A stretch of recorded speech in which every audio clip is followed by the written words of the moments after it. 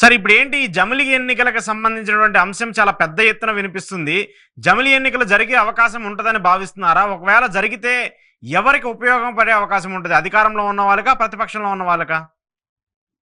జమిలి ఎన్నికలు దాదాపు 33 రాష్ట్రాలు, 32 రాష్ట్రాల్లో దాదాపు 26 రాష్ట్రాలు అంగీకరించినాయి. ఓకే. అంగీకరించని ఇప్పుడు ఏర్పడ్డ కొన్ని రాష్ట్రాలు అంగీకరిస్తారు, తప్పదు. ఎందుకంటే జమిలి ఎన్నికలు అనేది నీకోసం నా కోసం ఎవరికైనా ఉంటే ఖర్చు తగ్గిపోద్ది, అడ్మినిస్ట్రేషన్ దెబ్బతిరకుండా ఉంటుంది. ఇప్పుడేమో చూడండి, మనం 6 నెలలకు ఒక ఎలక్షన్, ఏదో ఒక ఎలక్షన్, ఎలక్షన్ దాని మీద ఎలక్షన్ కంట్రోల్, అడ్మినిస్ట్రేషన్ ఆగిపోద్ది, ఎలక్షన్స్ ఆగిపెట్టుకుని పనులు చేయరు. సో ఇది ప్రభుత్వానికి మంచిగా. ఇప్పుడు అమెరికా చూడండి, 6 ఏళ్ళకి ఒకసారి, 4 ఏళ్ళకి ఒకసారి, ఆ మిగతా 4 ఏళ్ళు ఎలక్షన్స్ కాదు, అడుగుతుంది కాదు, పాలన ఏం చేయాలి, ఎట్లా చేయాలి, దాని మీద డిస్కస్ అలా ఉంటుంది. అలా కావాలి తప్పితే మనకి 6 నెలలకు ఒక ఎలక్షన్. గతంలో 2057 దాకా జమిలి ఎన్నికలే ఉన్నాయి, ఒకేసారి ఎన్నికలే. మహాతల్లి ఇందిరాగాంధీ ఈ దరిద్రాన్ని తీసుకొచ్చింది. 94 సార్లు ఎన్నుకున్న ప్రభుత్వాలను కూల్చేసి ఆ టైమింగ్లన్నీ దెబ్బ కొట్టి మహాతల్లి చేసిన దౌర్భాగ్యం, కాన్స్టిట్యూషన్ ని బ్రేక్ చేసి ఆవిడ చేసిన దౌర్భాగ్యం వల్ల ఇలా వచ్చినాయి. అంటే 57 వరకు అన్ని జమిలి ఎన్నికలే, ఒకేసారి ఎన్నికలు ఉంటాయి. శుభ్రంగా అయిపోయింది. 5 ఏళ్ళు మళ్ళీ పరిపాలన ఆ విషయాల మీద ఉంటాయి.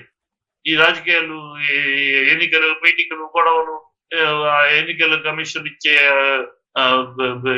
గైడ్ లైన్సెస్ అన్ని, ఎన్నికల కమిషన్ పెట్టే గైడ్ లైన్సెస్ అన్ని ఇంకా ఉండవు. శుభ్రంగా జమిలి ఎన్నికలు రావడం మంచిది మా దేశానికి, అందరూ సమర్థించాలి. అపార్ట్ ఫ్రమ్ రాజకీయాలకు అతీతంగా దేశం కోసం విపరీతమైన ఖర్చు, ఆ ఖర్చు కూడా తగ్గుద్ది.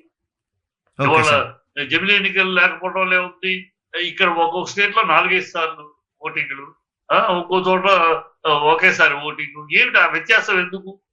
అన్ని చోట్ల ఒకేసారి జరగాలి కదా. ఒకేసారి జరిగితే ఇక్కడ జరిగిన ఇక్కడ రియాక్షన్ బట్టి అక్కడ స్టేట్ లో మార్పులు జరుపుతూ ఇవన్నీ ఒక అవకాశం, వాళ్ళు గేమ్ ప్లే చేయడానికి అవకాశాలు ఉంటున్నాయి. ఒకేసారి అంటే ఎవడు మాట్లాడారు లేదు, ఎవరి స్టేట్ లో వాడు ఉంటాడు, ఎవరి స్టేట్ లో వాడు చేసుకుంటూ ఉంటాడు కదా, అది మంచిగా ఉంటుంది. లేకపోతే ఈ డబ్బు ఖర్చు, విధానాల ఖర్చు, ఒక్కొక్కడు ఫ్లైట్లు, గీట్లు, హెలికాప్టర్, సపరేట్ హెలికాప్టర్ వేసుకుని ఎవరి సొమ్ము? ప్రజల సొమ్మే కదా ఇది. వాళ్ళు హెలికాప్టర్ ప్రభుత్వం తిరుగుతుందంటే, క్యాండిడేట్స్ తిరుగుతారంటే ఎవరి సొమ్ము? ప్రజల సొమ్మే కదా. ఇవన్నీ కట్ అయిపోతాయి. శుభ్రంగా ఒక్కసారి ఎన్నికలు అంతే. ఒక్కసారి ఎన్నికలు అయ్యాక మళ్ళీ 5 ఏళ్ళు వాళ్ళ పరిపాలన చేస్తా ఉంటే పరిపాలన ప్రశ్నించే అధికారం పబ్లిక్ ఉంటుంది. ఓకే సార్, ఇంకొకటి జగన్మోహన్ రెడ్డి గారు ఇది ఏమంటున్నారు, నెక్స్ట్ ఆ స్టేట్ ఎన్నికలు ఉన్నాయి, అవి అయిపోయినాక ఇలా పోస్ట్ పోన్ చేస్తున్నారు ప్రతి విషయాన్ని. ఆ పోస్ట్ పోన్ అవకాశం అధికారులకు లేకుండా. ఓకే.